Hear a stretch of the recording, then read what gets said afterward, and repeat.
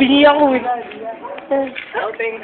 Mga kaibigan, ito na naman po ako. Ano mo na nasa paliwanag? Ako na naman po si David Blaine, also known as Edward Akash.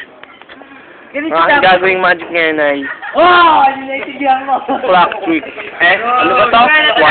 Watch trick. Clock trick ah? Ang gagawin ko po, Kawawalayin ko po ito. mag-iiba po ang aking relo. At magiging ito ay bracelet. Ito ang magiging isang bracelet. Panoorin niyo po. Isa. Ilapag mo niyo. Ayan. Tingnan po ah. Isa, dalawa, tatlo. Nakakagulat po mga kaibigan. Naging isang bracelet po siya. Hindi po ako makapaniwala.